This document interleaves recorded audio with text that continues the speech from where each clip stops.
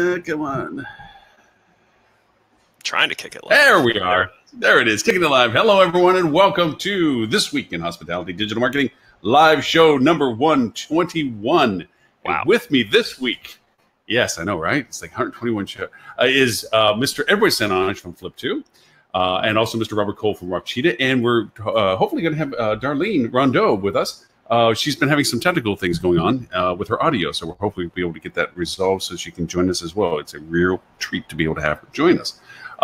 With that, gentlemen, how was Thanksgiving? Good, actually.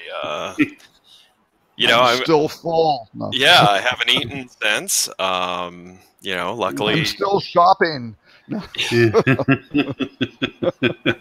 Hey, Amazon had their best Black Friday day ever. Cyber Monday was the biggest day.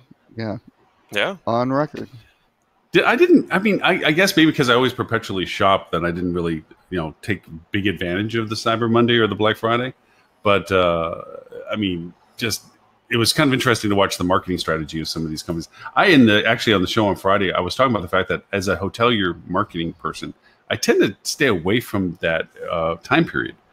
And yet I saw it being featured that travel is featureability. One of the things to look for after Cyber Monday is travel deals. Yeah, I saw quite a bit. I saw quite a bit of hotels doing Cyber Monday deals. And it was a bit of a surprise to me because I've always usually approached this time of year as being a bit of a white noise time. It's very challenging to get in that space or in somebody's head if they're not already pre-planning specific travel to incite them to be interested in travel to your location. Unless, of course, you're looking at, weather changes and you always have those campaigns ready that, hey, it's perpetually cold where you're at, come down to a warm seasonal area or something. But to actually be offering unique deals other than gift certificates and things like that are kind of perennial come October. But I don't know. What do you guys do? Are you amping up more of the advertising opportunities for hoteliers this time of year, or do you see an increase potential, or what? I really look at it as if you have an audience where you have a high degree of loyalty and things like that, and high levels of engagement, I think there's some opportunities. I think otherwise, boy, it's almost like advertising at the Super Bowl sort of thing. The payback is rough trying to break, high cost of entry to break through the noise. Holly joining us. Wow. See, I actually think if you're in a destination that, starts to light up quite a bit of activity, I think it's a worthwhile time to kick off, but I wouldn't put a lot of budget into standing up against even more players competing for the consumer's attention on a Black Friday. Maybe participate, do something, but don't punch it in a big, don't count on it to make your booking numbers for a late November or something like that. So Right. Hey, Holly. Hi, guys. How are you? Good. How are you? I'm good. So I just came in and I saw Darlene left the room. Well, she was like, Holly, here I'm out. Yeah. She's like, oh, man. She's having an audio issue, which is sad because, she tried to join us, I guess, a couple of weeks ago, and she was having a camera issue, and now she's having an audio issue where she can't hear us. I don't know. I have no idea why. Robert, you have a Surface Pro. Do you have to reset your camera every couple of weeks? Yes, I do. Disable reset my camera every couple of weeks? No, I have to turn off my back-facing camera to even get this to work because it defaults to the back-facing camera. I have to disable it all the time. Oh yeah, that's the only way to make it work. For some reason, they haven't put a switch in, which makes no sense to me. And I've been on their insider program for a long time, but I don't know. I've mentioned that since I got it. Darlene, can you hear us? Microsoft must have a very good reason not to do that. I feel certain. Up on top, the microphone. This is a new segment. We can do pantomime issues. We've been able to hear her, Lauren, as she's been coming on. She can't hear us. Maybe an earphone jack. If it's in the side of the computer, maybe that might change over the output. Yeah. Do you have a headphone jack plugged in, Darlene? She can't hear us. No, so why are we offering suggestions? Here, let's type. So, Lauren put out some interesting topics. You're not I kidding. did. You Yeah. really I did. I did. threw it. Not nearly as interesting as the topics I'm sending to you. Right Yeah, but this yours are invalid. You missed the cutoff. Yeah. moment. Not Cutoff is fair. 11:29 and a half. Yep. I'm sorry. I Exactly. thought I put him on less. I'm trying to get into the habit of not bringing my laptop home. I'm trying to be that person that doesn't have the excuse to bring the laptop and crack it open at home and do more work.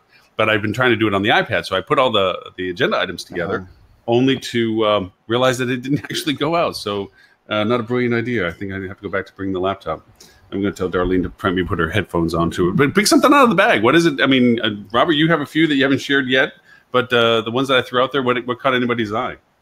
I thought the big one of the big ones was Booking.com's Booking Genius, and you become a Booking Genius if you book 5 reservations with Booking.com, and actually, well, theoretically stay, I suppose. I'm not sure what happens if you just book and don't So you cancel. need I'm not you sure need if that to actually happens. book 10 reservations then, because isn't their Exactly. average cancellation rate about 50%? 50%. Yeah. Well, no. If you do cancel, you come off. But I'm just not sure what happens if you no show or something like that. I suppose if somebody has, I guess there's some form of guarantee. You're going to wind up having to pay.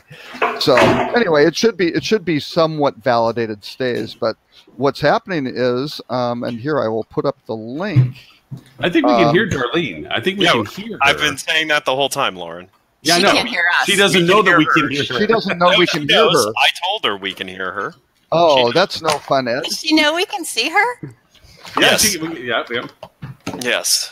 But hey, it wouldn't be this show if there wasn't technical A difficulty. technical glitch. Yes, exactly. Do gold thing. We would be breaking tradition if there was if everything ran smooth technically on this show. It would be like, what? The world's about to come to an end. Hell So- hath doth freezing over. So- Booking Genius. I don't know about it. Okay, so what happens is if you make 5 reservations on Booking.com, you become a genius, and they will start giving you discounted rates, right? And so the hotels can participate in the program. You get basically a marketing function where you can get access to offer deals to the best Booking.com customers. Or the And- general public, because they're basically putting it into Meta. Well, no, and that's what the issue is now. Right. Now this is beginning to show up in MetaSearch. So And I think this begs the question of, should Meta be used for what's basically a qualified rate? right, yeah, Because that's what Booking.com has created here with the Booking Genius, is a qualified rate. You need to have booked, maybe have stayed 5 times in order to qualify for this rate. Therefore, it is not a publicly available rate. Right. Right. Now, as soon as you said that, it hit me. It's like, yeah, right, because now it's a qualified No. rate. Now, the question is if there's some validation going on or something like that, or if it's some sort of targeting where you can also say, hey, they're on our list, and then, give it Have to you- Google. I don't have you- know, though. That's still, Like, that's the still, the question. jury's out on that, right? Okay. Which, if it was, that is actually some pretty cool Well, functionality, which is, I think, where everything heads, which is, Right. you're eligible for this. Here's the best rate that you're eligible for, and, oh, you're a Marriott frequent guest. You should get the rewards rate. Oh, you have the Hilton one. You should get that too, right? Well, I mean, here's the thing: the honors, book direct rate is hardly a qualified rate. I mean, all you have to Right. do is click yes here. Sign up. Right. Yeah. And actually, ironically, I Which- will And say, exchange your information. yeah, but your you're doing information. that to book a reservation anyways. So Anyway. is that really a hurdle? Yeah. No. No. They've right. all expanded the number of members. But of what's their actually programs. interesting, I noticed as I've joined now every loyalty program. Who would have seen that coming? That I actually get less email from these companies now. Spam filter. Check your spam filter. No, I've looked. Why? I don't know. I mean, maybe I'm in a different database now, or because I've stayed at a lot of hotels. I'm not overly brand loyal. So let's So- also say the flip side is they may not be capitalizing on having your information either by sending you, wow, I've got really on. relevant, now that I joined the program, I've got really relevant stuff from them. It's So so we better highly targeted. we better not do anything that'll make them unsubscribe. Yeah. Do we think that's possibly what could be happening? I mean, well, you're already doing that by you I think want it's your going into Wi-Fi. spam. You want your Wi-Fi, right? And that sort of thing. And you want your points. Yeah. Which is, Maybe they has just watch, nothing to do with loyalty. maybe they just watched the show, Ed, and they've taken you off their list. It's blacklist. maybe they're like, oh God, let's not send Ed anything because even He'll if it's bring it up. brilliant, he's going to tear it apart. Although I will say, I was actually, I've started to become loyal to a single property here in town. Which is Property, not unusual brand for or me. property. And it is a branded property. But wait, just to clarify, you're loyal to the property, not to the brand necessarily. This is the second time I've stayed at this type of brand. So this is the second location I stayed at, and I considered this location because of how much I liked the other location. It's a Wyndham Grand. And so the Wyndham Grand and Bonnet Creek, which is kind of on Disney property. It's between I-4 and Disney, so it's basically Disney property. So first of all, like price-wise, they're a fraction of the cost of a Disney hotel, and then the Wyndham Grand brand standard seems to be pretty darn high. Like I would put it above a Hilton in like quality. I'd put it. It kind of feels like a Westin from a quality perspective. And the thing that they got me with is they have a room type that who would think you build a hotel near Disney to have a room type that has bunk beds in it. That's in great. like an almost closet. Yeah. And so That's great. like it's amazing. So I have a sofa, a king bed, almost closet with no door on the opening with bunk beds in it. For $150 a night is the most I've paid so far. We've There you stayed go. multiple times. It's brilliant. Brilliant. Well, it's interesting. Those Wyndham Grands are fundamentally independent, hotels. It's not a soft brand, as far as I know. I think they're full blown. Well, isn't most of Wyndham full-blown franchise anyways? They don't. It's all franchise anyway. Yeah. So, Yeah. but they have some good ones. Yeah, Hotel Galvez and Tremont House and House in Galveston are both really cool independent hotels. Galvez is like right on the beach. It's great. Tremont House is kind of in town and back.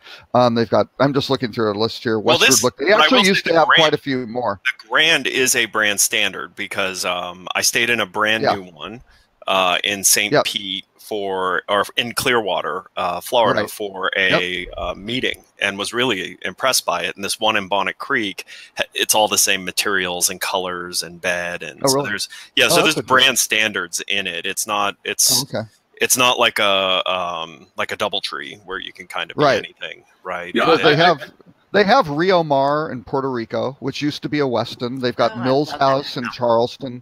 So they've got some really nice properties. Now those aren't really standardized. So it's interesting. They're building. Maybe they have a prototype that they're building out on there. It's a nice prototype. I mean, it feels very Westin-like, and I was always a fan of Westin. I think if we could make a whole new industry standard, if every hotelier were to treat their guests as if it was Ed, just think of the quality score increases that they would receive. I don't think most people would like that because I got to be honest with you. I'm tough because I like to stay at like nicer hotels because they generally have nicer beds and pillows and some nicer amenities, but I do not like the luxury hotel service model of being very like overbearing. What can we do for you today? If there's anything we can do. Like I don't like that.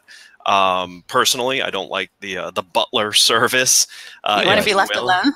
I like unobtrusive. Unobtrusive. I like the Hampton Inn version of that level of service, which they're friendly and chatty if you engage, but not overly intrusive. You just hit upon the modicum of most successful restaurateurs is that good service is there when needed and invisible when not, engaged when requested, and not pushed on you when you don't want it. And that's a hospitality thing. It's like, look, you're there when it's needed. Way back in the days, it was the ashtrays being changed, the cigarettes being lit, the plates being removed, and so forth, without having to make their presence known. But by the same token, there to answer a question or to solicit some sort of help. So And yes, do that. That's not so unusual today, though. I mean, we have been conditioned again by the internet to get what we want, when we want, how we want. And so it's translating now to our service expectations. We want service when we want service. And the rest of the time, we don't want service. Yeah, I think it's evolved. But there's two keys. One is anticipating the guest needs and Right. then exceeding those expectations, right? I mean, and that's the real mastery to really wind up with a happy guest, right? Yeah. And what's so tricky today is anticipating guest needs often means having, as one of the articles that you put, Alexa in your room. So you don't, again, have to talk to a human. You can tell Alexa to send you up some towels. I still think the whole idea of providing these consumer level devices in your guest room is foolish. Bring your own device is what you should be building.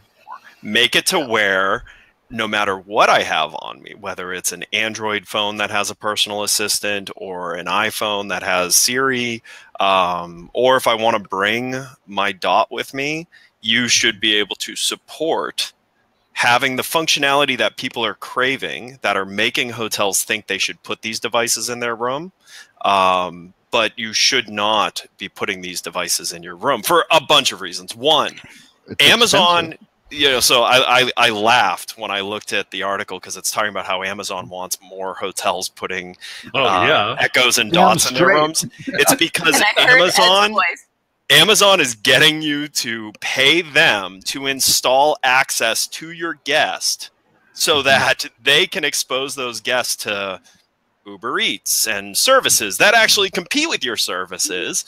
And you're paying them to do that. And so they're going to monetize that whole side of things. They're going to monetize renting movies, things like that. I mean, so if you're going to do that, don't pay them. Just build the infrastructure to allow people to bring their own device, and you will find a more satisfied guest. Now, on top of that, when someone brings their own device that they know the terms and conditions of, and they've agreed to the terms and conditions of, you have no risk in violating their privacy. However, putting a Google Home or Amazon or any of these devices that are voice assistants, they are publicly listening at all times. And they are, in most cases, bringing that up to server side, which means they are spying on you. And if your guest has not been made aware that these devices do this and they have not agreed to that device's use of that, then I think hotels are opening themselves up for a major set of lawsuits here in the future for violating the privacy expectation of your guests. Yep. So whenever you see anything with Morgan Freeman's picture and there's any text, you hear it in his voice. As soon as I read the Amazon article, I literally heard Ed's voice. They're spying on your customers. They are. Ed and Morgan Freeman, I think, similarly. I don't mind. I don't mind that happens. I'm right. not upset at that. That's I am good. not pleased that you are in my head. It's actually Ed doesn't like being compared to Morgan Freeman the actor, more of Morgan Freeman in the role of God. Yes. Or actually, criminal Morgan Freeman in the Shawshank Redemption. I liked him in that as well. Darlene, can you hear us? I'm guessing that you can't, which is an absolute shame. It's like, was so looking forward to be able to chat. Anyway, yes, I did throw up the article that you referred to. So I do think bring your own device is what hotels should be doing. Everything else the hotel is doing is just inviting a more powerful technology player into the mix to your guest relationship with no agreement. Like, unless these hotels are signing restrictive agreements with these device manufacturers, i.e. Amazon, that they cannot give consumers access to competitive services, which, come on, Amazon would never agree to that. And it would actually upset the consumer by trying to restrict that. I don't think it's a good move. I think if you're going to do it and you want to avoid guest satisfaction issues, bring your own device and be supportive of that. I agree. Technologically, it's really tricky for the hotels to support all, especially if they're going to do any sort of integration. I didn't say it'd be easy. I'm just saying it's the right thing to do. Oh no! It is. That is the right thing to do. But then there's going to be the pressure to, they can talk into their, and Alexa now works on the Amazon app, at least on Android. I'm sure it's on iOS as well. But you can, all of those things, if you can integrate with all of that knowledge of them and then say, whatever, okay, Google, turn off the lights or something like that. Oh, now Google's going to try to turn off the lights. But, okay, Google, stop. I normally say shut up. But all those sorts of things could be really cool. Now, the one thing that may change that is when Apple comes out with their, what is it, the HomePod or whatever they're calling their little smart speaker. Somebody's going to go drink the Kool-Aid and go put those in all their rooms and be very cool and try to hit the Apple cohort. Yeah. Which again, you're inviting extremely advanced players in the monetization game into in between you and your guest. And Apple says, "Well, welcome to my parlor," said the spider to the fly. Yes, exactly. So, what did Alex have to say when I missed the show? Isn't Alice trying to do just that? No, Alice is trying to make it possible for hotels to interact with their guests the way the guests want to interact. So if a guest wants to SMS, Alice is providing the organizational capabilities for the hotel's staff to actually fulfill that form of communication. And then some, like the service delivery, like it's everything you wouldn't think of when you think like, it's smart to let guests text us. Well, yeah, except like, how are you going to fulfill it? Like, because text has a near real-time expectation. So how are you going to make sure that your staff will be able to even respond near real time? Then how are you going to make sure that they can actually efficiently fulfill whatever that request is when complete? And that's Alice, pretty much. And they built that after initially trying to build a concierge app and realizing that you can build the functionality, but hotels can't operationally fulfill that type of interaction. Yeah, the other great thing they did. Sorry, before you're going to introduce Stuart. Well, you can introduce Stuart first. Well, yeah, because it's a little rude to have somebody there. And hey guys, Stuart. What's up?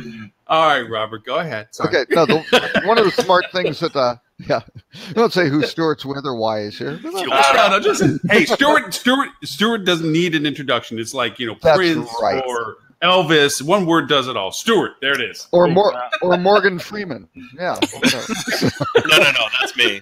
That's right. Yeah, that's right. So the really smart strategic thing that Alice did was actually twofold. One was they didn't do any integration into the property management systems or anything. They just focused on really the relatively simple concept of just fulfilling these work order ticket type things. I mean, it was basically a kind of a ticket fulfillment. Event pops up, boom, it's distributed to the person who can deal with it. We monitor it, the issue's closed, and that was it. That was number one. And number two, I think particularly with Alex's background, had a deep hotel background and really understood how the guests behave and what they needed, and didn't build a bunch of other crap in there that just bogs down their product. So they came out with a very good minimum viable product to start off with, and managed to get $35 million from Expedia to then go start building out some of the stuff which is going to be very, very difficult for them to do. From now the rough sledding comes in for them. So all too true. Well, I mean, Mr. Stewart, we have. Oh, I'm sorry. Go ahead, Ollie. Nope, go ahead. I was just going to say, Stuart, we know that you have a limited window of time. You've sandwiched us between your cash making machine that you're doing nowadays. That's right. It's like between the bread. You're dancing again? Yeah. He's got that high resolution. that is, high it resolution is structured laser exercise. It's structured exercise where there is a reward with an system. audience. Yeah. Wait, Stuart, are you printing 50s or 100s this week? Always $50 bills. Yeah. Is there something on your mind? Anything you want to? So I haven't seen any of the topics. I'm kind of piecing together what you guys are talking about and assuming it's mobile app stuff from the conversation about Alice. One thing that always actually no, it's not. By the way, it was.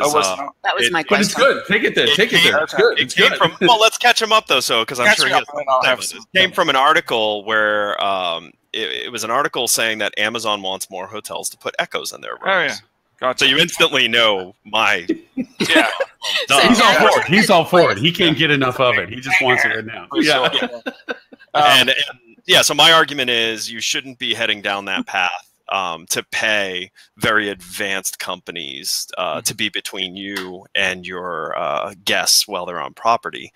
Instead, you should be building towards a future of supporting bring your own device and understand what the consumer actually wants, why they would want an Echo in their room, and build that functionality to be supported across all types of devices, because everyone's traveling with this functionality in their pocket. Yeah. Well, I think a couple of things have to happen in that regard, right? There's no question that hotels have to have some kind of voice assistant, like some means to communicate via voice to control devices within the room, whether that's TV, thermostat, lights, right? Because at home, we're becoming accustomed to that. And it's exactly like Wi-Fi was. When Wi-Fi became prevalent in the home, we started demanding it in hotels, because I don't want to go pay $100, $200, $300 a night to stay at a hotel that doesn't have to walk 2 steps. But that doesn't have the same convenience that my house has, right? It's like running water. It's like electricity. It's like Wi-Fi. If voice is a part of my life and I'm used to it, I'm not going to go and stay at a hotel that doesn't have it. So the challenge we're in now is the technology is very separated, right? You've got different people competing in the ecosystem, different device technology, but essentially they're all trying to do the same thing. So whether we bring our own device in, that it's our smartphone that communicates to the thermostat, I don't know. But I think there has to be some kind of collaboration that says there's a universal methodology for hotels to integrate with all the things going on in the hotel. Well, I mean, It's basically a services there are standards in home automation for sure. protocol. So I mean, it actually wouldn't be overly difficult to build the last mile, meaning it can take a command and execute command, and then you would only have to build to the most popular, voice systems, which are there's only 3 that you really would need to check a box for, and you would get. There's a couple of hotel specific, like Angie is trying to get into the hotel space, right, with their own proprietary hospitality device, and it looks pretty decent. So I think I envision a future where you go into your hotel and they say the keyword to access the voice is whatever, it's Marriott, do this, but the commands are going to be the same whether you're at a Hilton or a Marriott or an independent. Turn the temperature down to 72, and I can walk into any hotel room in the world and I can say, keyword, do this, and it's going to happen. That's where we're going to end up. Right. So I'm saying skip the crap where you buy that doesn't exist now, right? So, I mean, I think there's a novelty in I stayed recently in a property that had an Echo, and my kids loved it, because they like using it. And I don't do all this secret stuff that Ed does, so I'm not too worried about the privacy side. But, I don't think it's a bad thing. I think every hotel room now should have some kind of voice device, even if it's a gimmick, and should have Netflix on every TV. It's what people expect. Yeah. Well, no, but I think the real interesting part, though, is tapping into the wealth of information and the personalization that comes with that assistant, though, because that's where they can really translate everything that it knows about them. And that's where I think you run into the bump in the road where I don't think I think technically the hotels can build a services layer, right, and do some very interesting things to integrate with things and get the voice commands and then channel them into the right thing. But at some point, there's going to have to be a licensing arrangement where you get access to, or you need access to Google or Apple or Microsoft or whoever, right? Amazon, Facebook has all these different groups. And that they aren't just going to sit there going, sure, use it and you're tapping. It's going to be, oh, no, you got to share all the information we are going to be running the show for this, because for them not to do that is foolish. They've got all the intellectual property and capital and connection for that. Their customer just happens to be staying with you, right? I would say would be their perspective, right? It's our guy. He's just hanging out with you. So sure, we'll share some information. Yeah. But you might have to pay for it. Maybe not. Who knows? Yeah. They might not charge you because they just they just want people to be ingrained Amazon's in that experience. Amazon's game is they want to be ever present and introduced to new users. That's right. Book them. That's why they want more hotels to do this, because they're turning the hotels into their sales force, giving the hotels nothing for it. They're getting the hotels to pay them for it. Right. Yeah. And like. It's just to change the model completely, right. Because Stuart, having Netflix in every room, I bet Amazon would really like Amazon Video in all those rooms. You're at a Residence Inn with a kitchen. Hey, how about Whole Foods stock up the fridge for you, because we know what you like and what you eat. Yeah. And hey, you're on this special diet. Yeah. We can get all that stuff for you because we already know what it is. It follows the Apple model, which is you're changing people's behavior. I mean, Amazon was the first to really make market presence with the voice control and so forth, and they just want to keep perpetuating that so that they turn into a person that or entity that is constantly in your daily culture. Mm-hmm. So yeah, putting you in hotels and so forth. Yeah. Well, the Apple model is more. Have you seen a commercial chicken farm sort of thing where you got the cages and the people and they kind of feed you what they want? That's more of the Apple model, I think.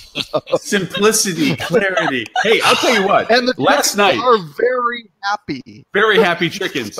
Very happy chickens. I'm a happy chicken. I think many villains across many stories have pointed out how human beings ultimately want to be ruled. So yeah, okay. I'm a happy chicken. Last night, listen, I'm just gonna call up the big problem. The big problem that just keep laying the eggs and there's no trouble, Lauren. Hotels shouldn't be asleep to, and this is the big problem is this. Amazon has already dabbled in consumer travel and being part of the booking. They will 5 times. Yes, they will come back. So let me ask you this, hotels, if Expedia put out voice control for your room, would you buy it? Because if the answer is no way. No, they would. Are you kidding? You think so? Yes, I absolutely think so. I don't. You'd never see the brands do it, but the brands are literally doing that with Amazon and Google. Mm-hmm.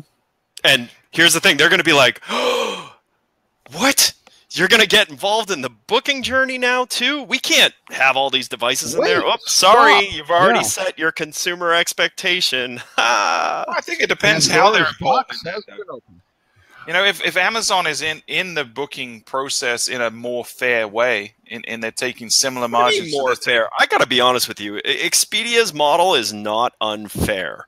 Bidding on someone's brand keywords is unfair and should be illegal. 100%. That I agree. I'm with you on that. I agree with, but that's customer acquisition. That isn't the booking process. Yeah. Why should it be illegal? It's fair market competition.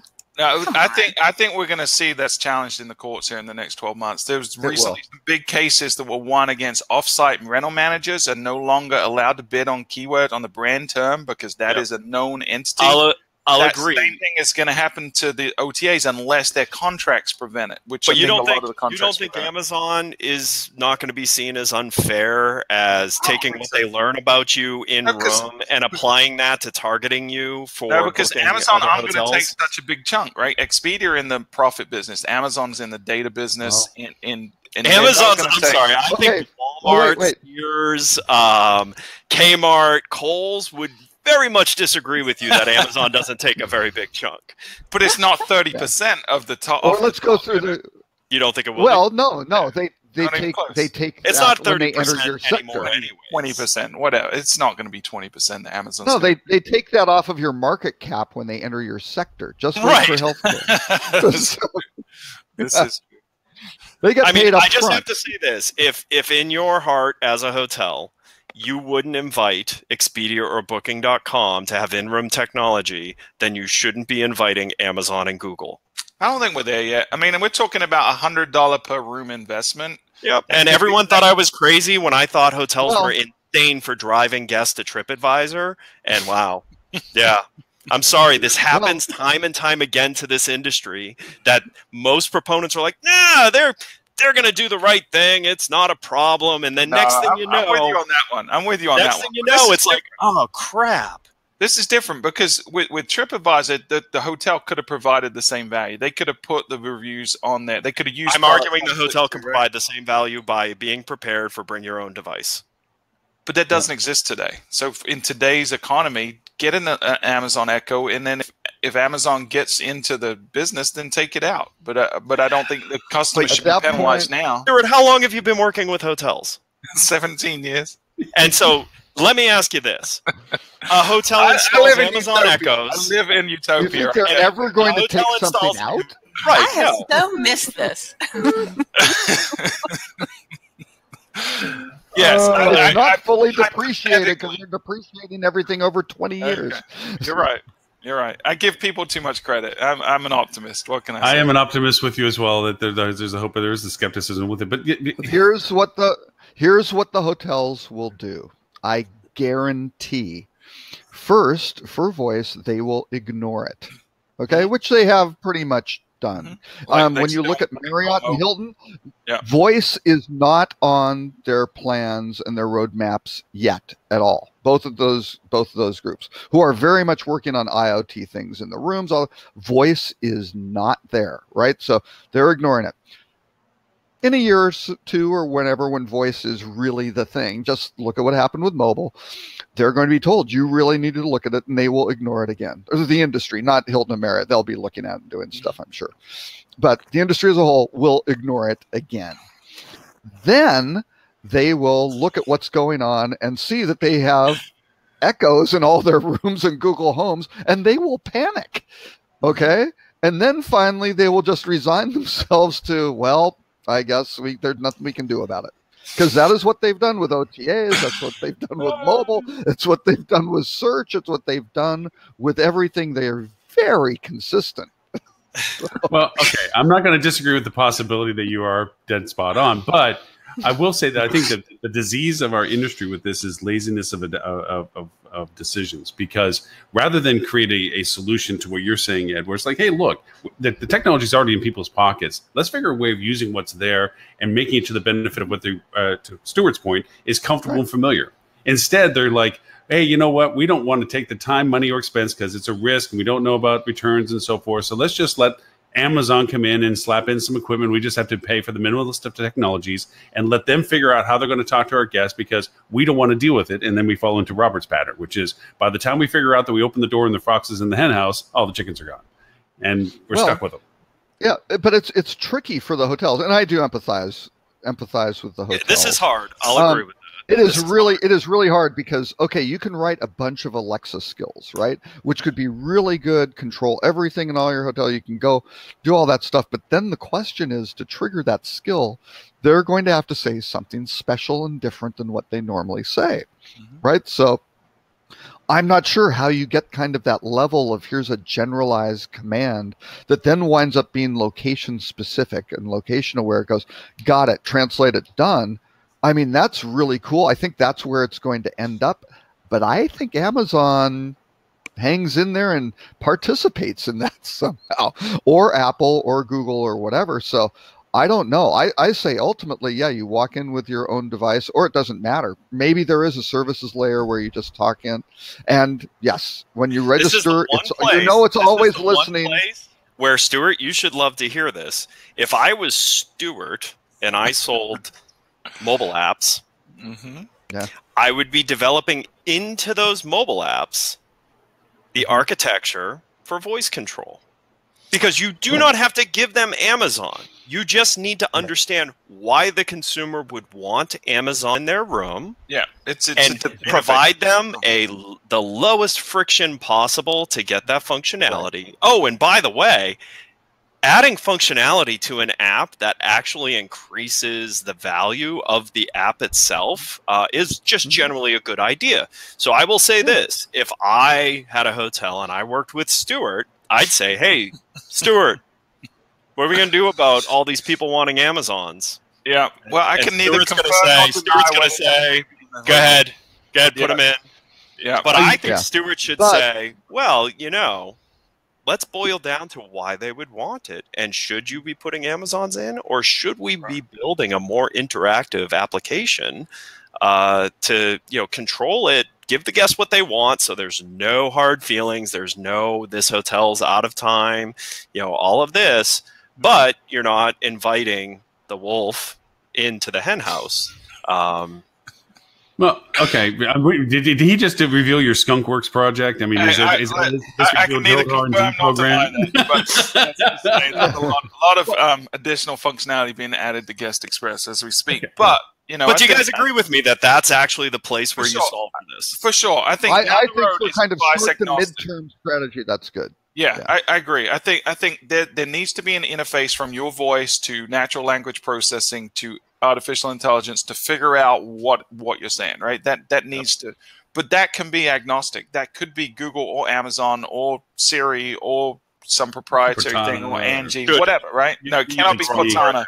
Cannot be Cortana. But hey, Stuart. Yeah. Stuart, I'm sorry. I think you misspoke. You said could. I think you meant to say should. Yes. Yeah. So it should be agnostic. It should be. And I think we'll get to that point, but we're in this transitionary period. This is in its infancy. And I think in the interim, there is no harm today putting an Echo Dot in every room in your hotel. And I wholeheartedly disagree. Which is why I love this show. Actually, you know what? The interesting one was Viv, right? I thought Viv, which was open source, was developed by the guys who created Siri. That was very cool and the poor guys, I mean, they got a big check to sell Siri to Amazon, and then they got, I don't know if it was a bigger check, but they got another big check to sell Viv to Samsung. Right. So I'm not feeling sorry for them. The guys Here's are doing the great. thing. No. But the promise of that platform. I'm going to build skills for Amazon to actively recognize when it's in a hotel to just ask for a TripAdvisor review. Let's start with that. And hotels will welcome that in, except it's completely the wrong thing to do. Then I'm just going to extend that skill to, would you like us to send you information on where to stay next? And I'll put it after you finish giving your review of the hotel, and then I'm going to give TripAdvisor all of your guests, because that's how hard it would be. Understand? That's it. Right. That's it. TripAdvisor does it already. When you fill out a review for TripAdvisor, within 30 days, you will have a marketing email sent to you advertising the other hotels in the market, not the hotel you stay at. So let's put a TripAdvisor skill into Amazon, and let's see how quickly hotels want to put Amazon in these rooms. Now, Ed, you would appreciate one thing. I was talking to. They just won't realize it. They'll just do it, and they'll be oblivious to the whole TripAdvisor. Well, yeah, that's right. Yeah. Ed, you'll appreciate this. I was talking to somebody about voice activation in the room the other day, and they actually had a very succinct answer to the perennial, listening to you all the time thing. They said, because we're this wearables world now, and it just could be as simple, because we were talking about the iPhone 10 and the face recognition and all that, that anytime that you wanted to use the voice activation, you're usually nearby your phone or your watch or whatever else that you're eventually going to integrate with. And it's just simply a touch or acknowledgement functionality that says, you can listen to me now, by touching it or affirming it or something, by actually activating it that way, so that during all the other times, you don't have the concern that you were bringing up of they're listening to everything you're doing.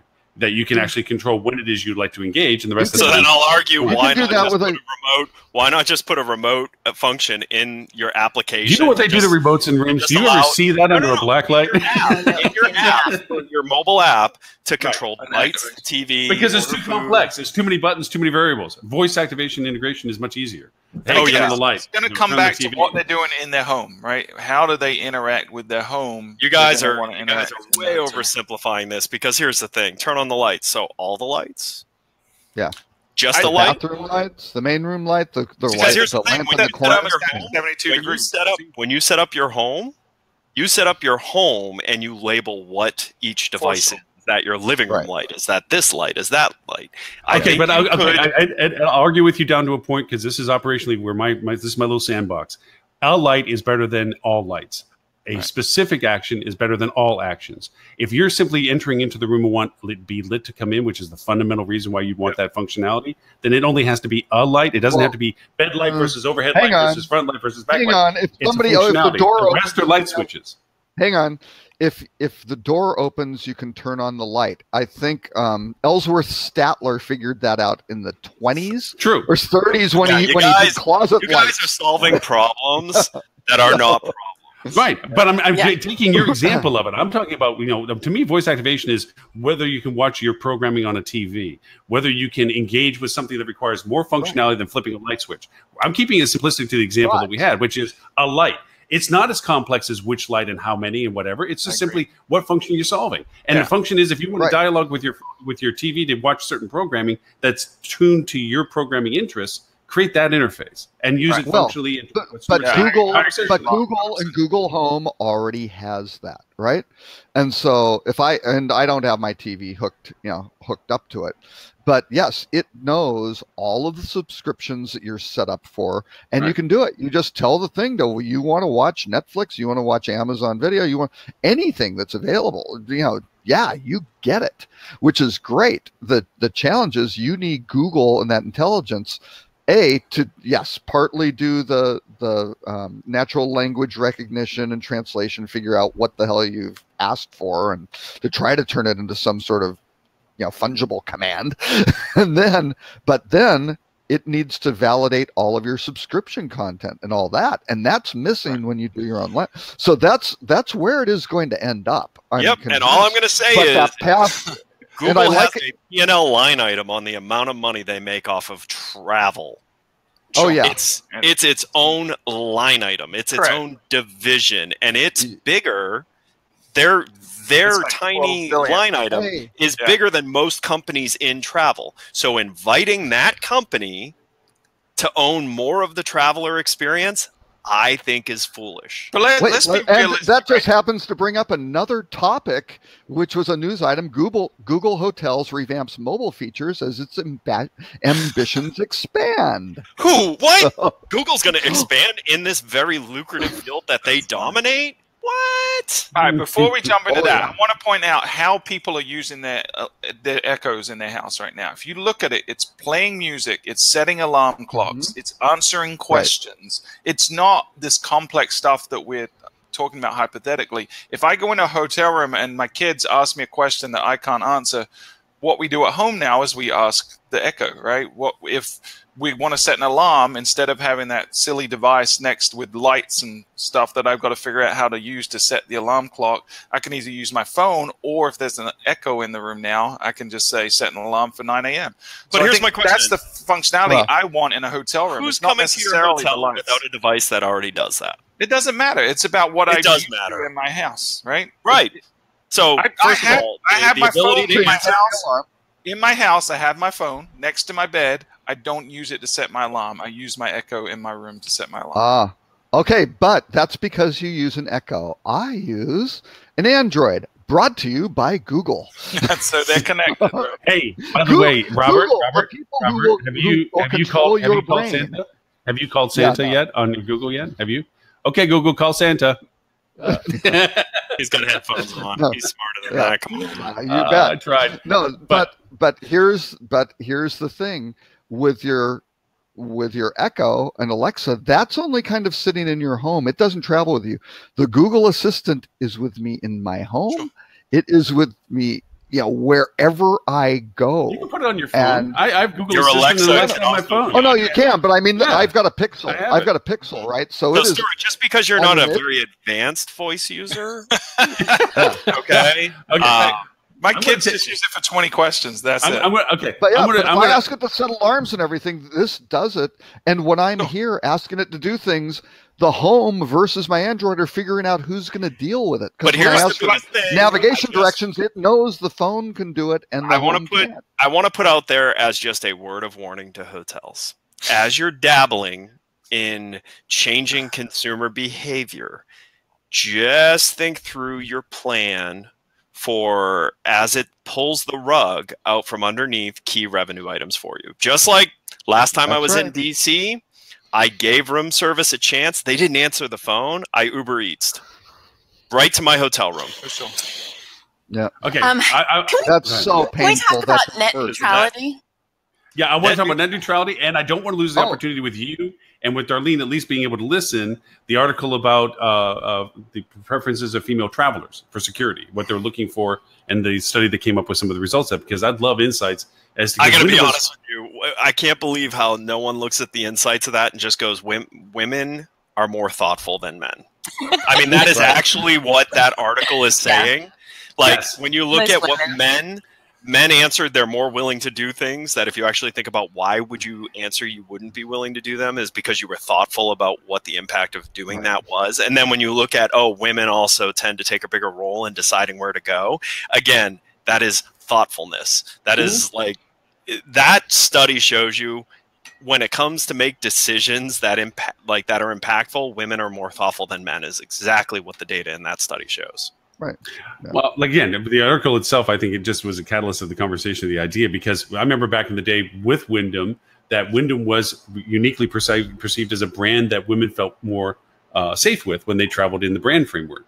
And they never, to my mind, actually capitalized that opportunity with them in the sense of defining it to a way that they then could make it larger and bigger and say, yes, we address these things. We can, our design is better. We have less reasons for you to be worried when you travel with us, whatever. And I thought, well, you know what? With Holly and Darlene able to, it's like, hey, what makes it different? What makes it so that what considerations do you have? Well, and the reason Wyndham was doing well was look at some of their executive team several years ago. You had people like Flo Lugli and Linda Kent and Tammy Peter and all these people who just happen to be women and very smart and members of relatively senior levels on these teams. And yes, you wind up getting better results when you have things like that. So, but I actually disagree with you, Lauren, that when you realize that you're tapping into consumers' desires or feelings, I don't think you should just come out and go all in. I think you should understand. I think you should understand the nuance that's gotten you in the position you're in. It's the operational answers that I was looking for. It wasn't so much the advertising. Oh, okay. It was the operational answers. Yeah. Just what was it? What were they? So that then it's let's make sure that we're consistent with those, that we can maybe augment them more, and not just exploit and start putting a banner as hey, we're safe for women to travel. No, it's more what can you do to make sure that all those things are redefined and absolutely solid in your strategy. That's more operational. Actually, I had a funny story from Lubbock a couple weeks ago where I had to stop at a Wingate Inn to actually pick up a key for my daughter, right? From a friend of hers who was staying there because her mom was there, right? So was staying there visiting. So I go in, I come in, I have the guest's name. I don't want to go to the room. I just need to reach them, right? And so I basically asked the clerk, can you please contact so-and-so to tell them I'm here? They're expecting me, because I didn't have their cell phone number or anything. It was just, I'm at a desk, and they would not let me do that for security reasons. And I'm if you had called and said, can you please connect me to so-and-so's room, they would have connected. Oh, no. So I said, so what do I need to do? I go, do you have a house phone? I can call them instead if you won't do. So of course I call and it rings and they pick it up. They're standing right. I go, okay, can you please connect me? No, the guy said, and obviously poor training, I need to know their room number to connect you. It's no, you do not want me to know their room number and the name. That's really bad. That's a bad thing. So all I want to do is have you contact them. I mean, to be fair though, you are awfully unbelievable. Well, I am. I would connect you. So I was profiled, and the guy probably made a. Granted, the windowless white van you pulled up into probably didn't help. Hey, Ed. just because I was handing candy out, it was near Halloween. Yeah, but it was Easter candy. Kids love those Peeps. Oh, that's not good. Holly, you're going to say something. I'm sorry. No, I was just going to say I can't volunteer something here because I don't really fit the thoughtful female role, so I can't really weigh in on that. Oh wow, we kind of use you for that in this show.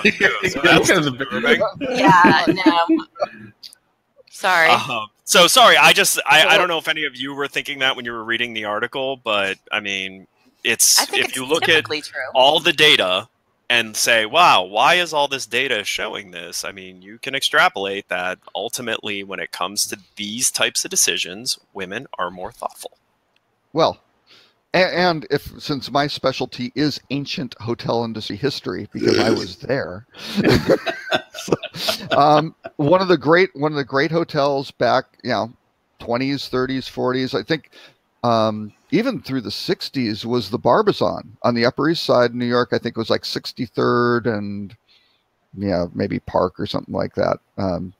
But it was a hotel just for women, and all the models and actresses and all that sort of thing. So it was safe. Men were not allowed. I mean, it was like a women's dorm. No men. After whatever 10 p.m. are allowed into the room, and it was a great environment. They had all sorts of specialized things for women, where there would be get-togethers and social things and stuff like that in that hotel.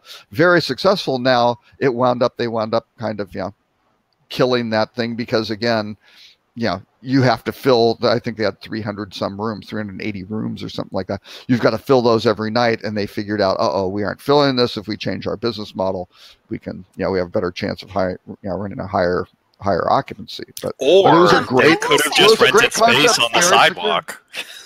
Yeah, I will say, I'm all for if people want special floor. I'm a big fan of having really good security and really good processes at all the hotels, so you can just treat women like a regular guest and everybody's secure. So you don't have to do a bunch of really special things. But I do have one thing that I think is weird. I can't completely tell you why I feel this way. I think I'm not a huge fan of Marriott hotels, because I've always felt like their amenities are for men. Their soaps, their shampoos are for men. You can't spell amenity without men. Exactly. And I don't like them. Oh man, I'm about to get Matt Lauer. Tell you what, little lady. Versus Hilton, who I love Hilton shampoos. It is, and they're not fragrant. They're really good shampoos for your hair. The Philip Roth something. Well, so Marriott just has crappy shampoo is the problem. No. They're not. They're male. It's pert, they're right? male. It's pert. Oh. I don't know, but the smell, it's very male. I don't like it. Axe. It's Axe. Forget it. But it's significant, I think. I'm guessing I'm not the only female that feels that way. Probably not. I mean, I'm certain that I'm not. My friends know Hilton has better female amenities. So what did you think of Starwood's amenities then? I don't know. I don't think I haven't stayed at a Starwood for 5 years. This reminds me of my trip to China. Which is why they're now with Marriott. Yeah, right? When I was in China, and I was just amazed by the amenity things that they put in the room. It was everything. So the combs and toothbrushes and sewing kits and, I mean, just everything together. And it's like, my God, U.S. hotels don't even touch this stuff anymore. You're lucky to get conditioner and body lotion and shampoo. It's like they had a whole Pandora's box of stuff that they gave. So. Different cost structures. Different labor cost structures. Yeah. Okay, net neutrality. You want to do net neutrality. So, because have you guys talked about it? I just want to know, is it going to happen? We're not allowed to, because then people won't be allowed to access our show from their internet. I won't get the bandwidth necessary for the show. You see Darlene's thing here. That's what happens when net neutrality goes away. They can see you, but you can't hear things. And it's very bad. So. Hey guys, I love this topic, but I gotta drop off. So one thing I'll tell them what you would think of it. Don't worry. I think we all agree on where we stand, right? but there needs to be a call to action. If you have not already reached out to your members of Congress, go ahead and do it. Send them emails. Just let them know your feelings, because it would be catastrophic. If you really want it to work out, just tweet Trump that you love watching his tweets and want to be able to continue to do that without having to pay your provider more. So you should get involved in net neutrality. There's the answer. Yeah, definitely get involved, because if you sit by and watch this happen, there's going to be a shit show afterwards, and you will have no one else to blame but yourself. So go reach out to as many people as you can and let them know how you feel about it. And if you're not a Fuel Travel customer, you really need to be concerned about it, because you know your website's slow already. Yeah, that's funny. That's funny. But just imagine, Expedia has this massive up on you right now. Imagine if your site was now 10 times slower than Expedia. And how much 10 times slower than it already is, 10 times slower than Expedia. It would be it's more like Netflix buffering. Yeah, that will get people's attention. Yeah, for sure. Netflix No, because buffering, Netflix will pay it. They'll make the deals. But the big guys will win. The small guys will maybe. lose. It's that. So anyway, guys, I got to run. All right, Stuart. Thank you. Stuart, thank you. Stuart, by the way, is the nicest one of all of you. That's so no you know. question. I don't think anyone would. No, he is. He's the nicest one. We all agree And with the most that. optimistic too. He's the most optimistic. He believes the good in all people. He has been very supportive and helpful with my little coding stuff. Oh, is he? Has he been helping you with that? Yeah. That's very nice. He's offered his help, but really he's just been incredibly encouraging. So I sent him my code. My email taunts of like, have you learned anything yet? Are you still stuck on the same thing? Those things just aren't going anywhere with it, is it? Just not the same as Stuart. Damn it! I got to change my method. Well, yeah, the net neutrality thing I can't agree with more. Is like I've already just exhausted sending emails out to the people that are in the same region. And I even try to take advantage of the fact that they still have me listed in Dallas and send emails from the account that I had from out over there just to argue with the point that it's just absolute ludicrous thought process that we would be even considering these changes. So, So is your feeling that it's going to happen? It's not going to happen? What's going to happen? I'm afraid that it is going to happen. Yeah, it's just there's too much ignorance at too high of a level, and there's too much money going in people's pockets that they're going to get from the people that are going to benefit from this change. Comcast already took the page that had their support for net neutrality down and stuff. Yeah, this thing's on rails. Yeah, and then the people that are now in authority are the people that are for it. Tim isn't here to say don't be political, but elections have consequences. Yes. When you hire idiots and ignorance, it gets to be this level. Robert was being subtle. Lauren, not so much. No, because it's absolutely amazing that there are these people being put into positions that they don't even know what the department they're in charge of. And then no. They want the department dismantled is the problem. So and it's going to happen. Next thing you know, we're going to be getting the internet based on how much we want to spend. I hate to be that guy again, but I got to be honest with you. Like, if you're just now waking up to the fact that the large corporations in the world control everything we do, like, this is the perfect example. The net neutrality thing is a perfect example of the people with the most money, which happen to be the corporations, control everything.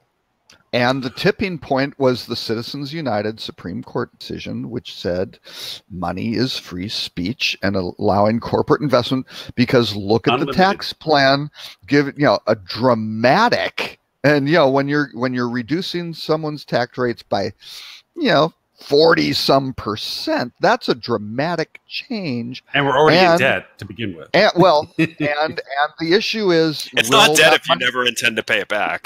That's right. Yeah. But the conversation that I don't think many people are having is, all that incremental corporate profit, will some of it trickle down to workers and things like that? I don't know.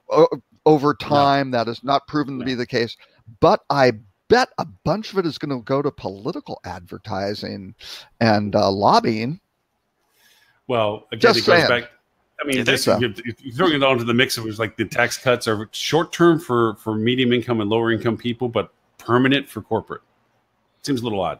So yes, and to that end, from the corporate side of things is the benefit of having this regulated means that now we're going to go like the cable system. Oh, if you want those channels, it's going to be this much more money. Hey. If you want this speed, you want this much more money. And we're going to be paying for the access availability. If you don't have the cash, you're not on the bandwidth.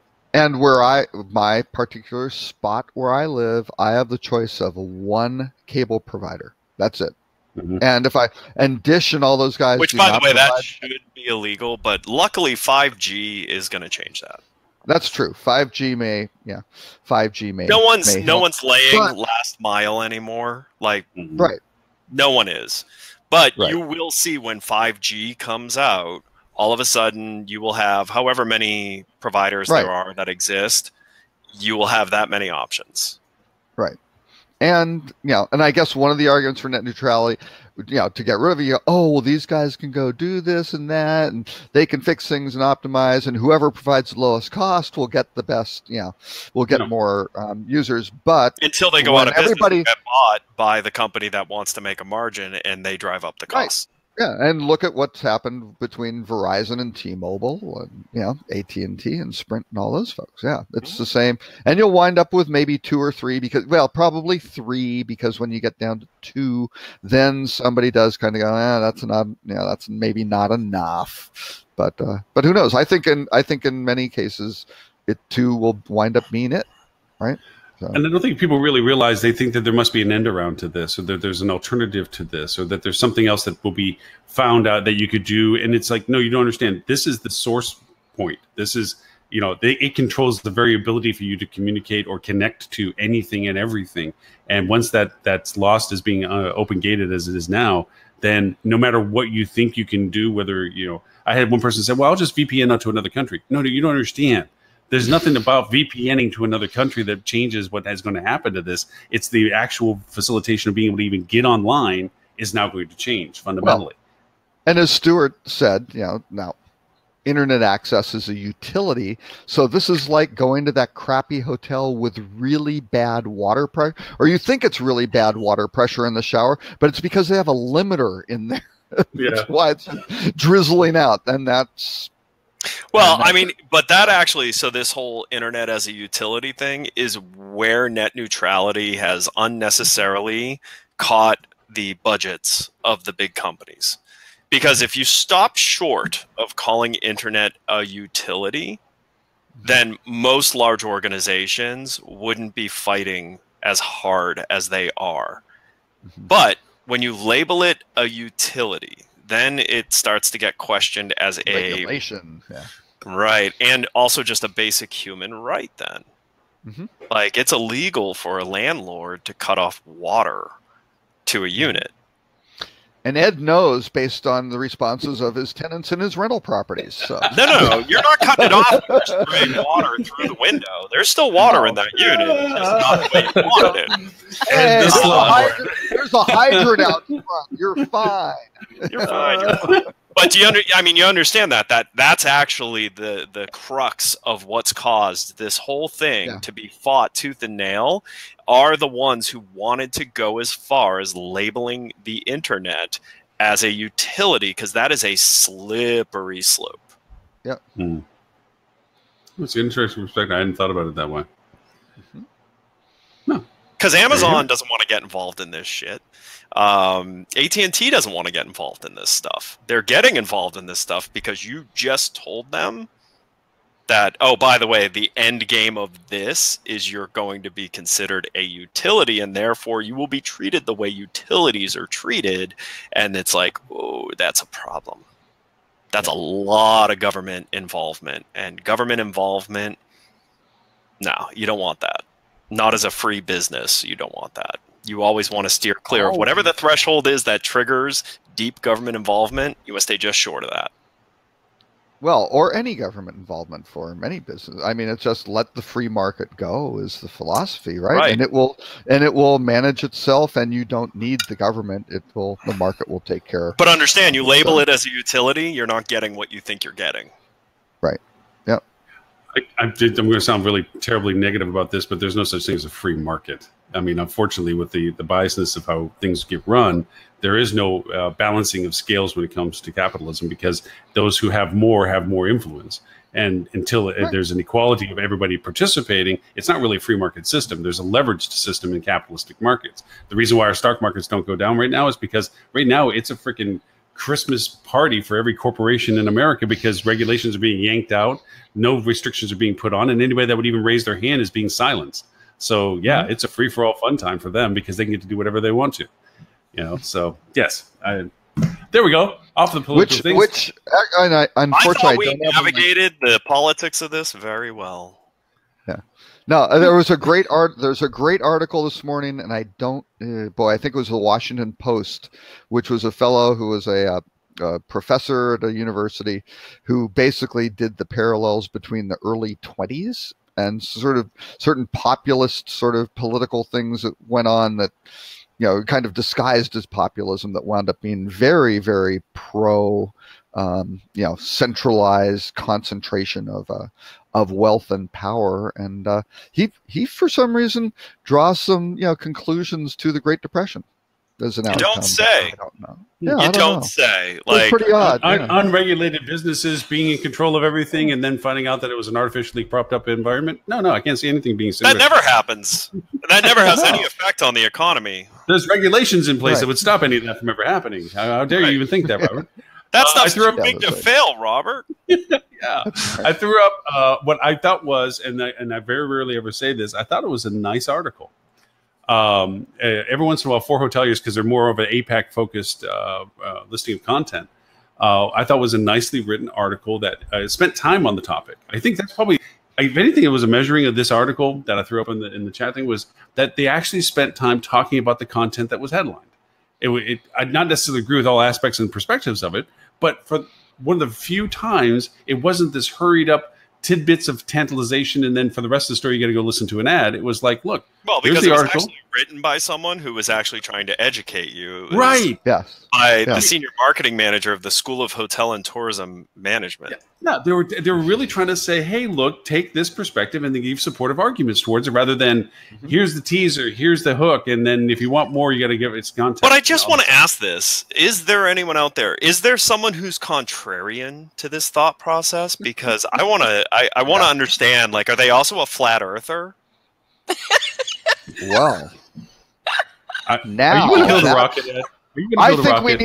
I think we need to save the flat Earth thing so we can convince everyone of it next week's episode, Ed. I just want to see where we're all flat Earthers. Did you read any of this and went, "Oh man, I never thought this way before," and now I now am a true believer that we should do this. Like, duh. Like, yes, it was a well-written article with really good intention. My question is who's the audience? And to this end, I have to say, I still get surprised by the lack of awareness by people I talk to. And I'm not saying that there's a lot of them. Maybe there is, and I just don't know. But I talk to people that don't understand some fundamental aspects of even understanding Facebook's usability in a business environment or social in general. They're still sitting under the perspective that traditional ways of approaching market. What's their role? Unfortunately, too high up. Responsible for marketing. Yes. They should be fired. I'm serious. They're in responsibility of decisions, and they're not looking at this way. From this industry. Because if you're not keeping up with where the consumer has already moved to, we're not even talking about where consumers are shifting to. This has been a while now. If you're not keeping up with that, and that's involved in your direct line of responsibility for a company, you should be fired. And to quote exactly the term that was used in the discussion, if you could keep up with that social stuff that I'm not too familiar with, because I guess it might be valuable sometime, that from a person actually decides on writing a check. And you're sitting there going, now, wait, really?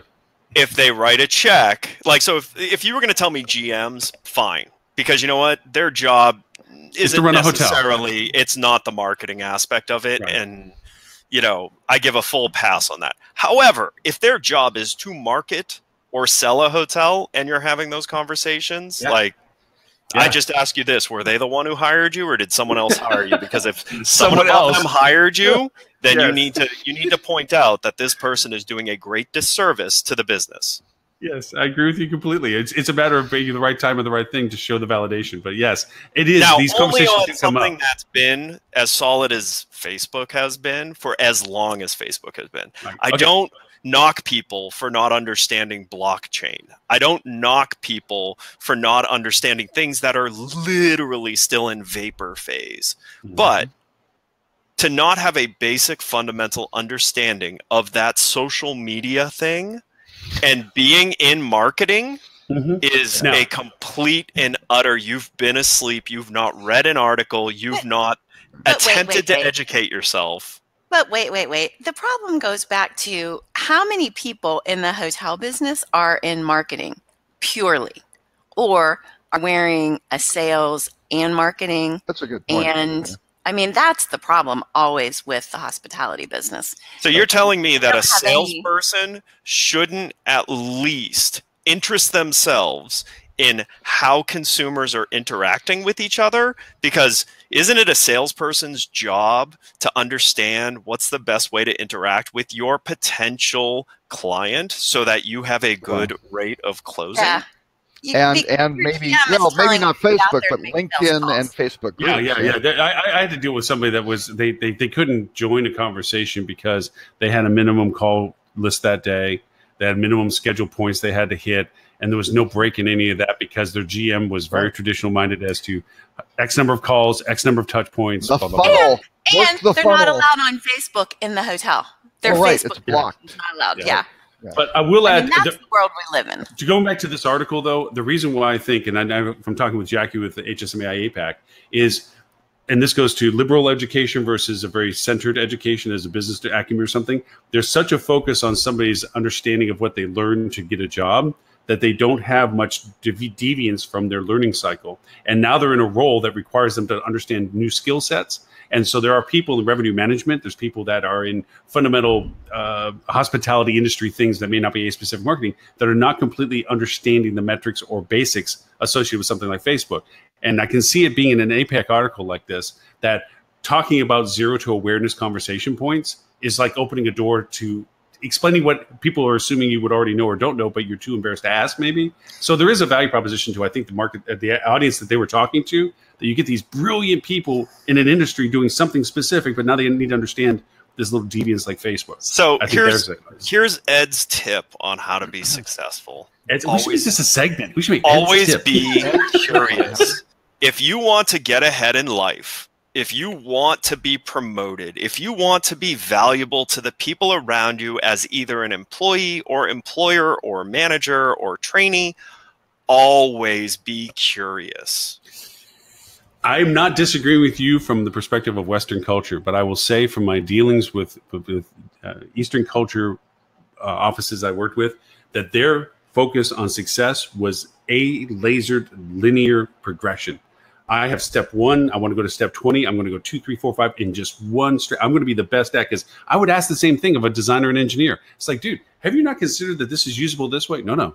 This is what they want me to do. This is what I came here to do. This is what I'm expected to do. And if I want to go to the next level of what I want to do, in this is this way. And it's a very linear thought. So they tend to actually be, but they want to excel at what But Lauren, they're that excellent at. culture is changing.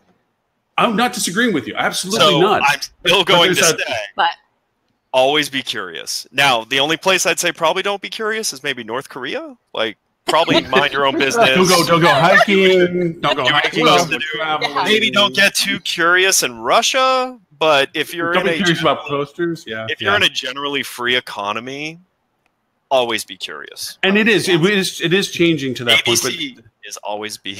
But there's such a I high agree. competition. There's 100 people for one place kind of thing. And so you have to be exceptionally excellent at a specific thing for that one talented position.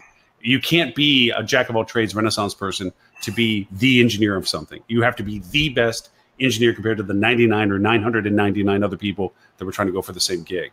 So I think in that sense, they're very by the limited. way, truly special engineers, truly special in any highly focused environment, the truly special people, if you actually look, it's because they're curious.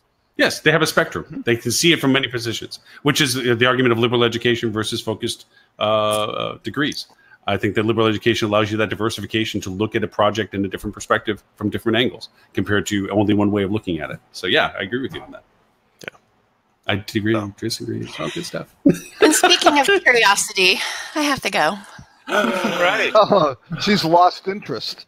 She's lost interest in us. She's like, Ed said something positive. I'm out of here. What's this thing where we're going to create Ed's tips or Ed's tips on how to get ahead? Always be curious. Actually, I have one never in doubt. before you go, Holly.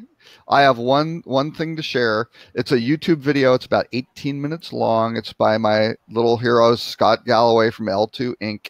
But he interviews the CEO of Charity Water, or the founder of Charity Water, and unbelievably innovative nonprofit. And I think businesses can look at how they approach the business challenges of that, and really outrageously innovative, completely changed the space, the approach. Sounded like this on Facebook too. You were very enamored with this. I saw and I was impressed. Oh yeah, too. oh no, really, it's an unbelievable thing. The guy was like working in a nightclub. He said he worked in 40 nightclubs in Manhattan. Discovered, when he's 30 years old, just like, what am I doing with my life? Decided he wanted to give back and really do something. Could not get hired by any NGO because he didn't have any experience. They're like, you're some guy, forget it. He took a job he had to pay the group $500 a month or something like that to go live in Liberia. And he discovered, hey, these people are drinking dirty water.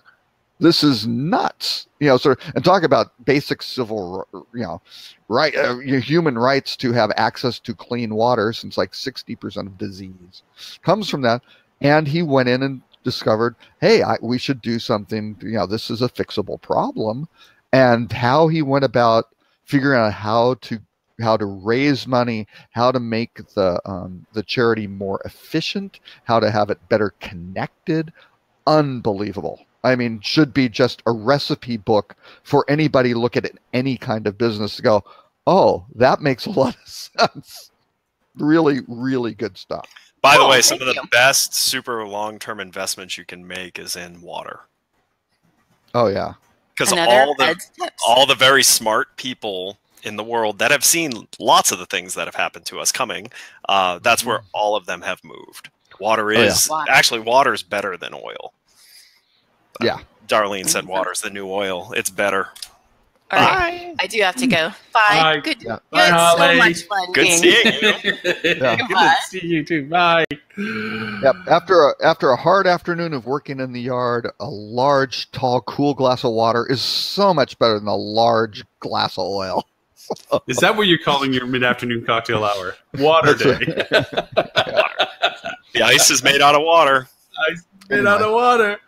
So Robert, you had a bunch of topics, man. I didn't even get a list of it. So what do you? I mean, I got a few left. That's it after the show began, so no one had a chance. Yeah, that's right.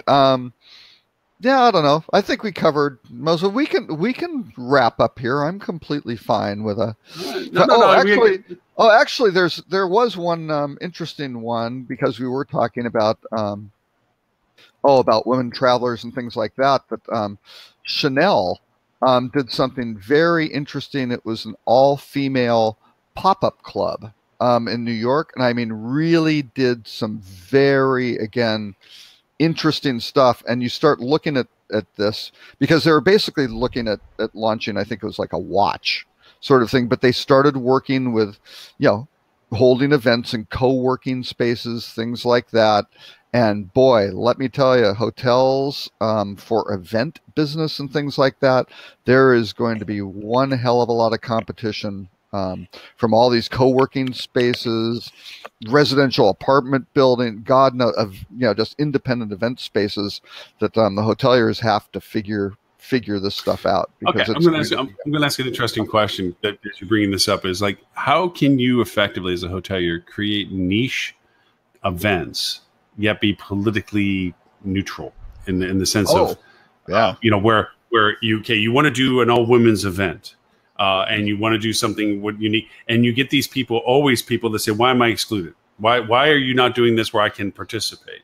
and you're trying to say, look, this is particular for this particular niche, I'm female or not, or whatever. How can we pull that off? I mean, it's like opening up a hotel saying only a certain type of ethnic people can be here, or only a certain type of genre can be here, or only a certain type of person can be here, because we're kind of doing it into a generational sense. This is a millennial hotel. Nobody looks at that as being biased, but it is. I mean, you're saying I'm going to be catering to a level of interest based on a certain age level.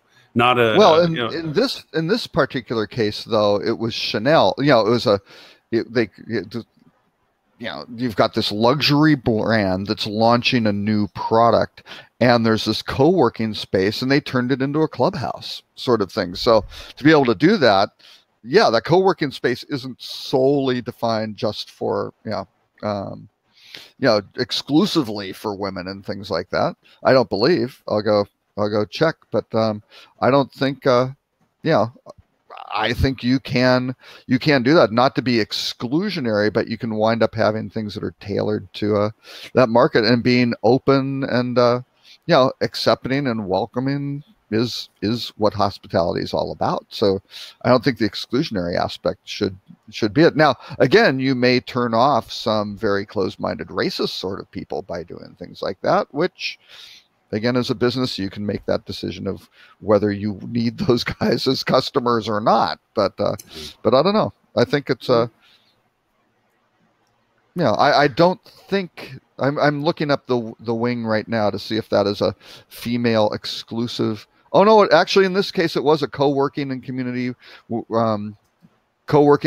for women, so it was an exclusive space for women too, which again, if you're Chanel, makes a great I just wonder how long you're going to be able to continue doing that. I mean, now where even the Boy Scouts aren't allowed to exclude women, and the Girl Scouts are actually quite worried about that, what that's going to do to them. Right.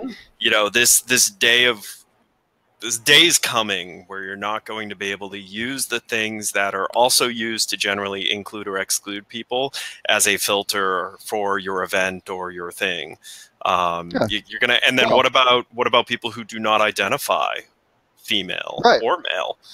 Right. I mean, this is the tricky thing that our culture has gone to now, where I strongly caution anyone from getting too deep into that being the filter. How about just, are you really interested in Chanel? Great. Right. There's your pop-up club because you're really interested in Chanel. Mm-hmm. Mm-hmm. Yeah, well, no, and the Boy Scouts and Girl Scouts issue, I think, is really interesting. New York Times has their daily podcast, right, every morning. It's an excellent podcast. But they had one with actually it was a father who had two daughters who were twins, fraternal twins, and one was actually because they had a friend who was a lawyer, or actually a friend who was the head of the little Boy Scouts, chapter sort of thing, and his daughter wound up joining the Boy Scouts, and even talking to his other daughter who stayed in the Girl Scouts and liked it, because they were very different kids. The bottom line was, and they talked to other Boy Scouts and things like that, they're like, they really wanted to sell cookies. That would be really cool. It's stuff they wanted to be able to do. They love the cook. And the girls were like, yeah, the thing about the Girl Scouts, the activities really suck because we're indoors, we're doing this stuff. These guys are out there bungee jumping or doing God knows whatever else.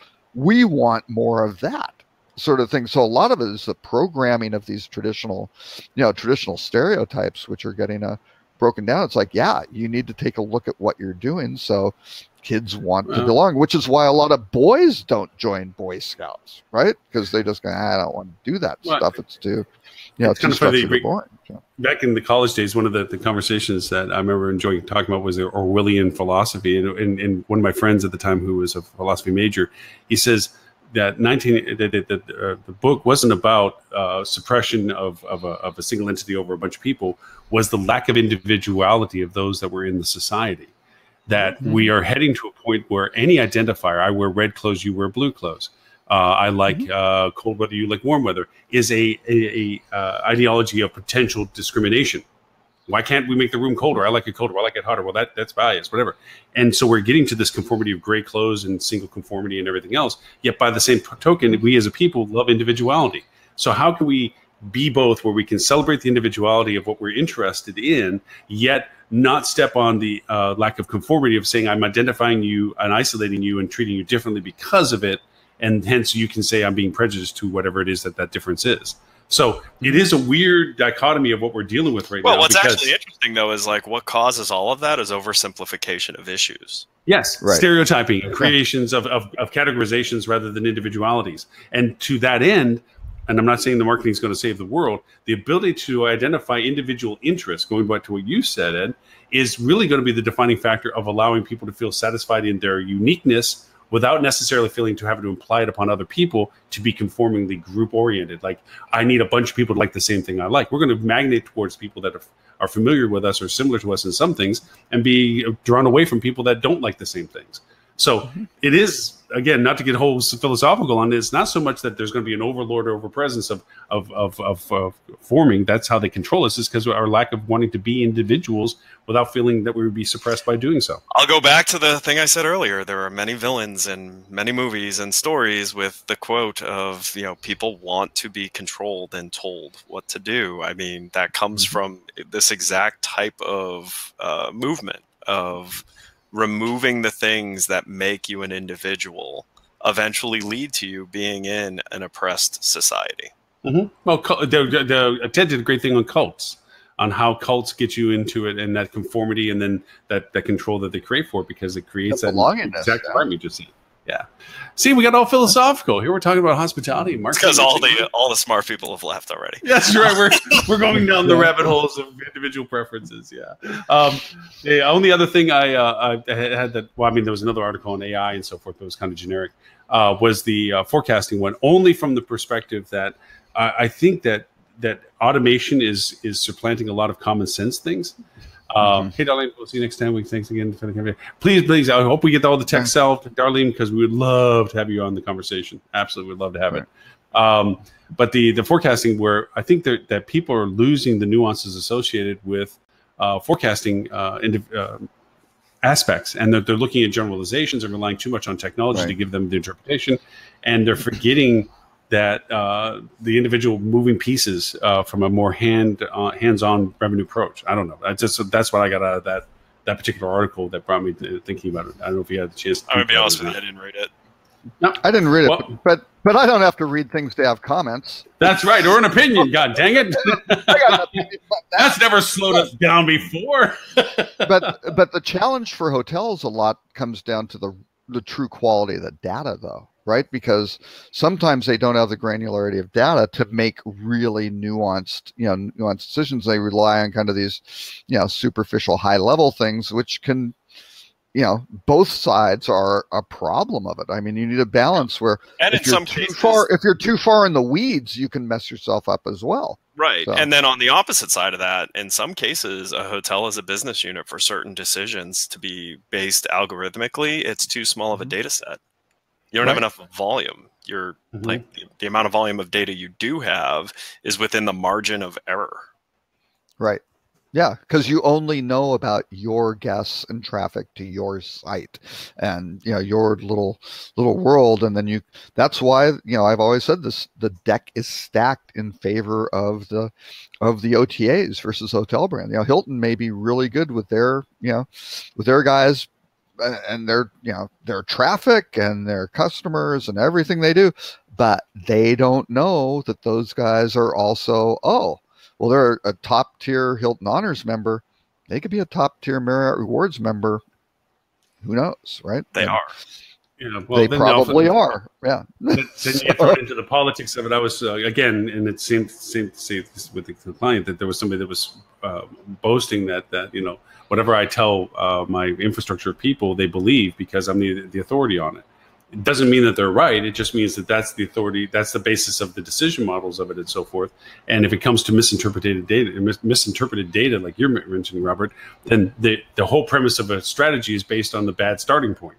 And then next thing you know, they don't know why it's wrong, but then everybody washes their hands politically saying it wasn't my decision, or they were, culpable deniability, as I've referred to before. And it ends up that it just financially hurts the business, and nobody is really actually defining the problem that created it to be a problem for the business. So and this there's comes a down politics. to the same thing that I talk to a lot about other people that I've been in this industry a long time with. It still blows my mind how hotels are staffed based on the size of a business that they are.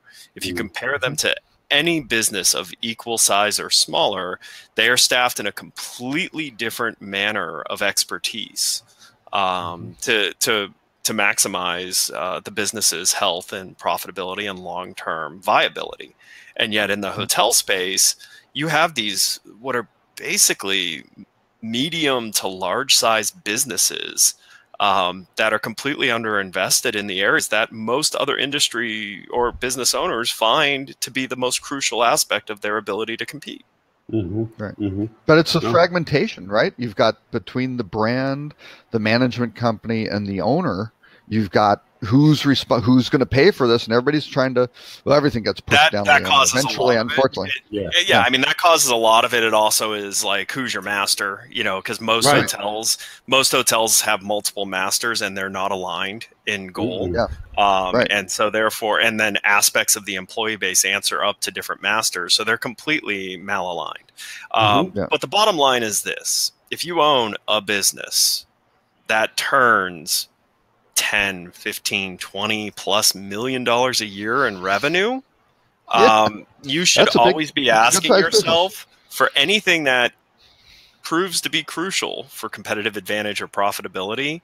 Do you have the best people taking care of that stuff for you? And in most cases in the hotel industry, the answer is no. You have someone who was really good at something that you did not train well, but because they were really good at that something, they're now responsible for this other thing, and you're not giving them the tools to be successful. And yet you're sitting there wondering why your lunch is getting eaten by these other companies like OTAs and, you know, anything that's kind of stepped into the world. It's because they're investing differently in their business than a hotel is. A hotel is still, most hotels are run as a very small business. Yeah, like absolutely. The smallest of small businesses. Even these large revenue hotels are run as a very small business. No, and you know, you're as young as you are, you don't remember carbon copies, but I do. But credit card went down, and you had to do the. No. You guys don't remember. You guys aren't old enough to know mimeograph machine. I remember mimeograph machines. The smell was awesome. But anyway, the point of it is that a lot of times, and actually, Bonnie, I have to give credit to Bonnie Buchheiser out of the Rocket programs. She's the one who refers to this in her presentation. It's called carbon copy training. You may have paid for training on a platform when you first got the platform, but the person that got directly trained from that platform has long since gone. They trained what they knew or learned from it and handed it to the next person, who in turn, whatever part they kept. And so, you know, you're fourth generation down, that your training was really a carbon copy of the little pieces that we remember from the previous training. And then when you go to ownerships or anybody else that's responsible for the financial decision on this, they're like, well, we've already paid for training. That person and 3 people past them are long gone. This platform is underutilized. It hasn't been, whatever it is, and you're well from using the usability of it just in the simple process. I'll give you a perfect example of I disrupted that behavior recently for one of our clients, because they happened to mention to me that they were changing their PMS. And I was like, oh, wow. I mean, and this is a big hotel. Like, this would affect over 500 people on their staff. Wow. And they're picking. So what did they change from to? They haven't yet. But going from Agilysys to Opera. Okay. So, I mean, listen, neither one of those are overly better or worse than the other, as far as I'm concerned. So I asked. But they're both big, robust PMSs. Yeah. So. Right. So, and they're also huge checks to write. Right. Absolutely. Yeah. So I asked them, did you go department by department and validate what your problems are with Agilysys, and then research that those problems are solved in Opera? Yeah. Yeah. No. Okay, so why are you changing? Because we hate this. Well, what is that? Tell me, dig into like what makes up the detail of this sentiment. Right. Oh, no one actually knows. And oh, by the way, We checked and we hate it, and Agilysys fixed it 3 versions ago. Yep. Yeah. So that's no longer Yeah. no longer the issue. And then I asked, okay, so has anyone dug into the cause and effect of this change? Like all the different things you have connected business-wise, you're a complex hotel. Like, have you looked into your point of sale system? Oh my gosh, we have to change our point of sale system. We just bought this one last year. Oh, Yep. yeah. Well, So they now, might not have to change it, but they got to re-interface. Well, here's they what may happened, run into some because- interesting stuff. here's what happened.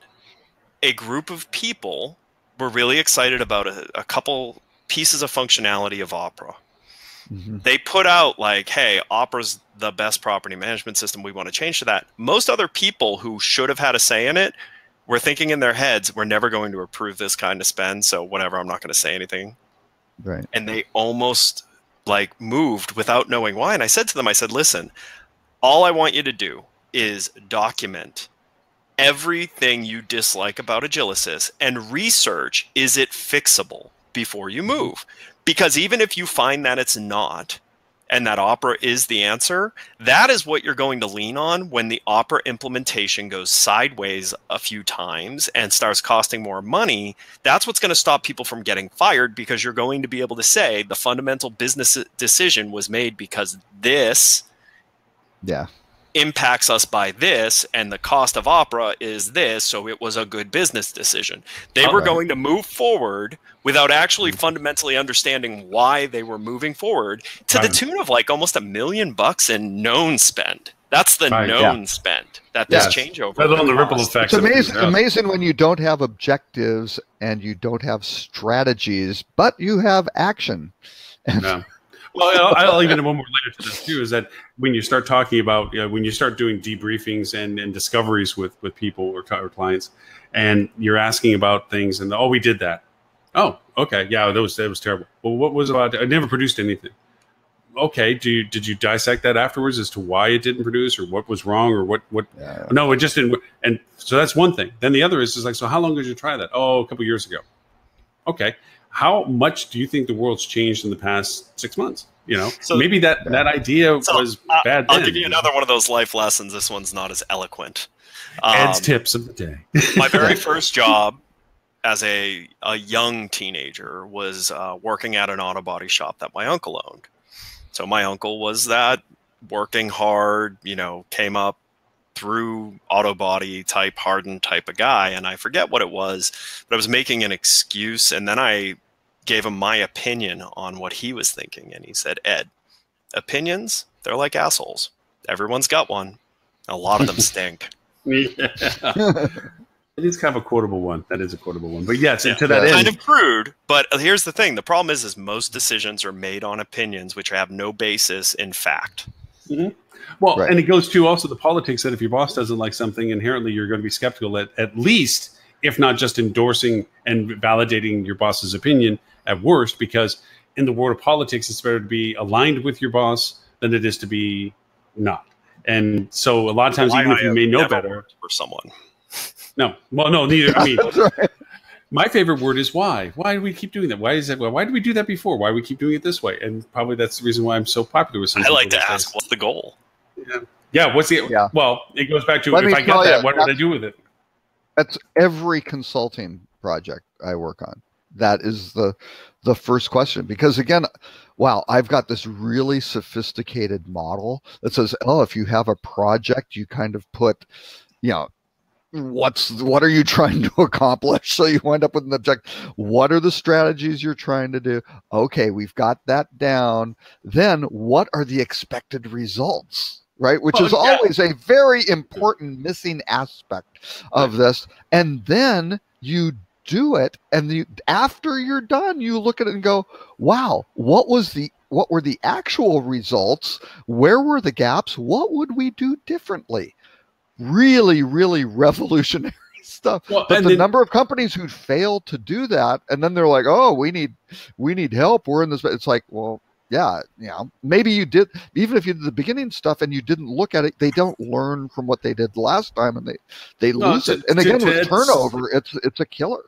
To Ed's point, sometimes there's a sentiment that's built that you don't even know the source of the sentiment. I've gotten times where I've talked to people and they're mad about something. Well, why are you mad about it?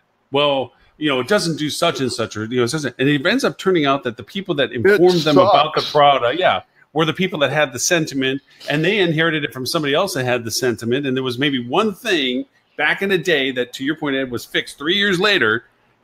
That created this sentiment of why this is a crappy thing. Or they work somewhere else, and they came in and said, "Oh, they've got this really." I'm familiar with this stuff and not this stuff, so I like that stuff, not this stuff. And it might be a really good, unique, differentiating feature, which is fine. That's great. But what about all the other stuff that you may wind up, losing? Where you go, "Oh yeah, they aren't very good at that." What's that? Oh yeah. Oh, guest accounting. Oh. One-way integration with Delphi. Yeah. Was one of the key differences they uncovered, and this is a group house. Yeah. And I was like, so it doesn't have a synchronous Delphi connection. Nope.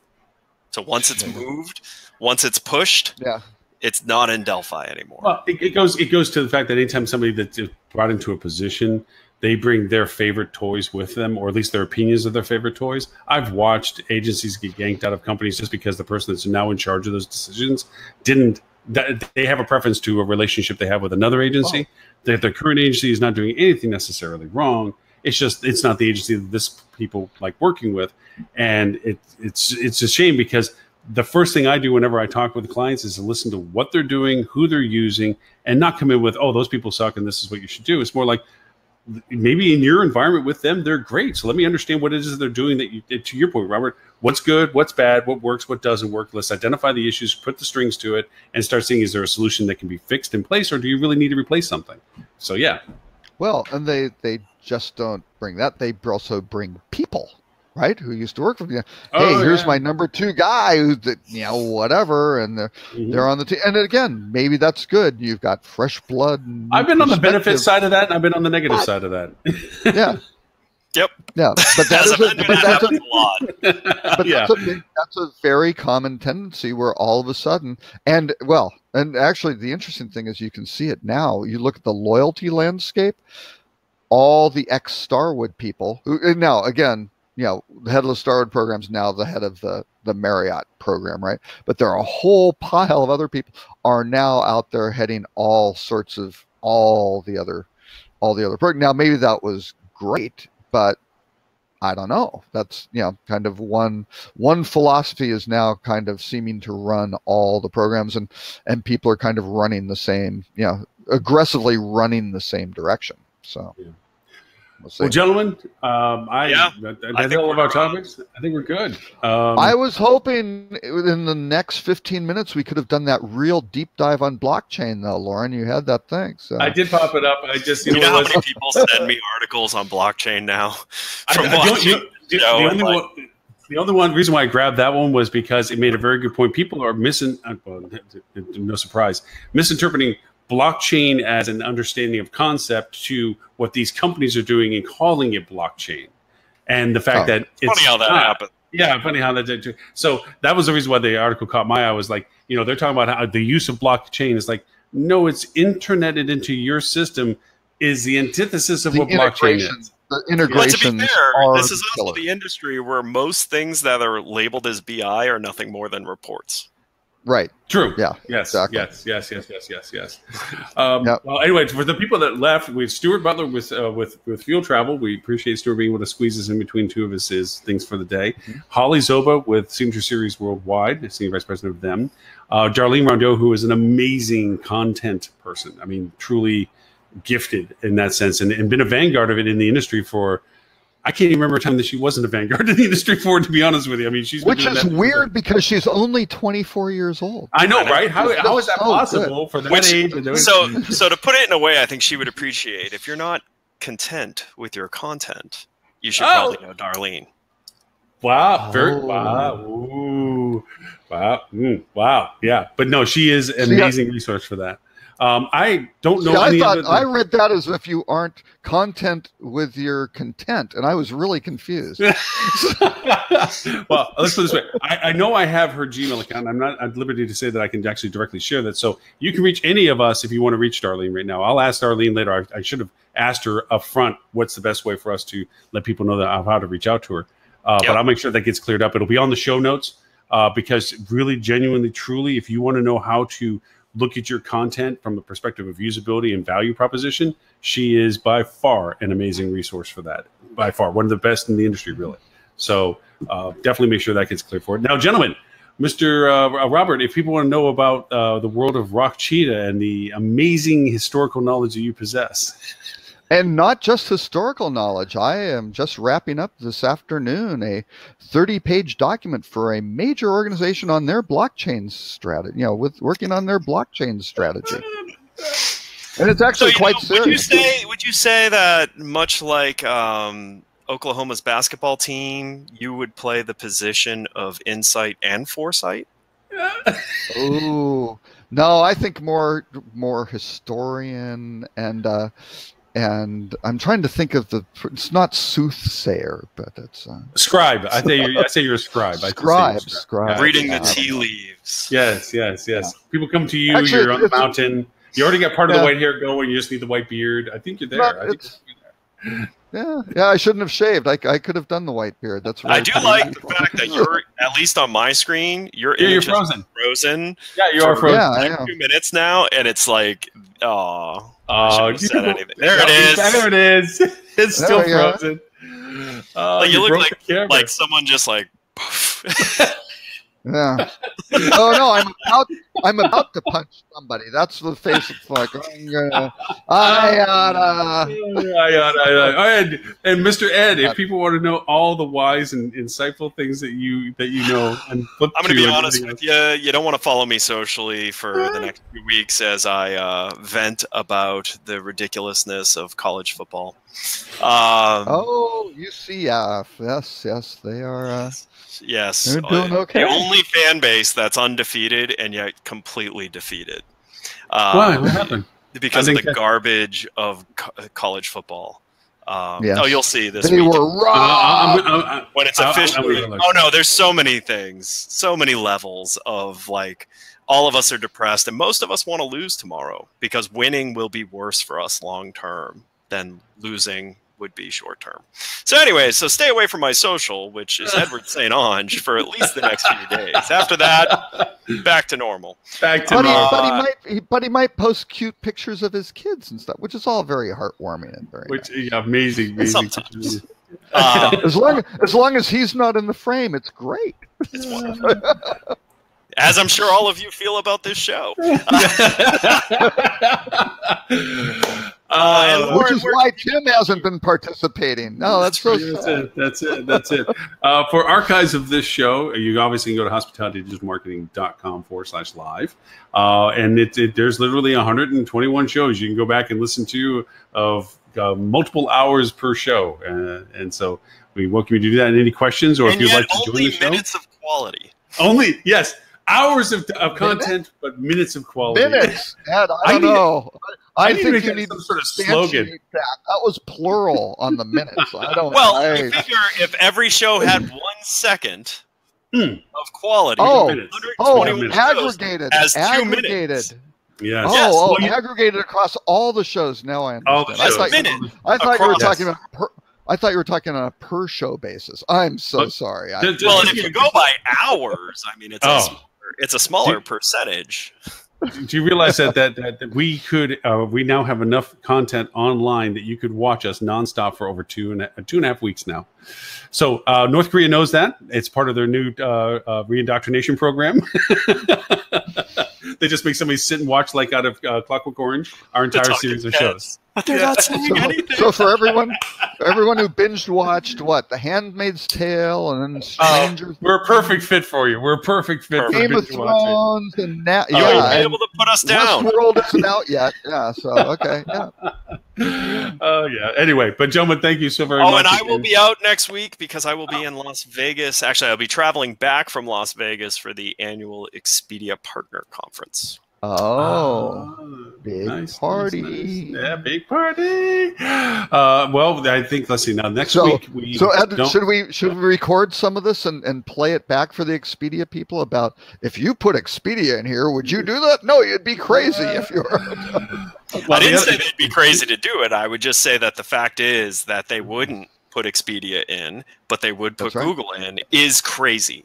is crazy. Yes, that's Yeah. a good point. Now I'm hoping, fingers crossed, that we get Hayden. The 15th, I think, is his next available window that he mentioned.